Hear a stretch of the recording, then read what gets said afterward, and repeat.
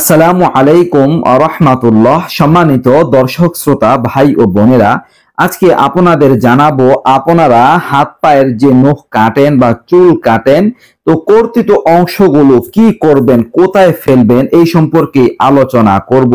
মাথার চুলগুলো কোথায় ফেলবেন, এরপর আপনার হাত পায়ের নখগুলো কাটার পরে কোথায় ফেলবেন, এই নিয়ে ইসলামিক দৃষ্টিভঙ্গি কি।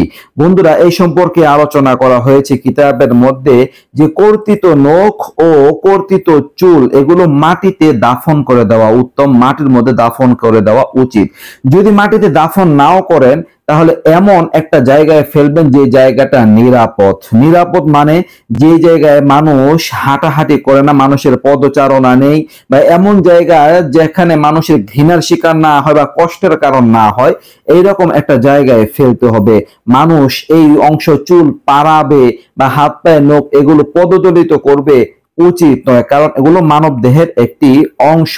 আর মানুষের ঘৃণা বা কষ্টের কারণও যেন না, আমি এমন জায়গায় ফেললাম যে মানুষে ঘৃণা করতেছে বা কষ্ট পাচ্ছে এই জিনিসটার কারণে। তো মোট কথা উত্তম হচ্ছে যে আপনি মাটির মধ্যে দাফন করে দেবেন, যদি তাও না বা এমন একটা জায়গায় করবেন যে জায়গাটা নিরাপদ। আশা করি বুঝতে পারছেন। নিত্য নতুন আরো ভিডিও পেতে সবাই পাশেই থাকবেন। এই পর্যন্তই। আসসালামু আলাইকুম ওয়া রাহমাতুল্লাহ।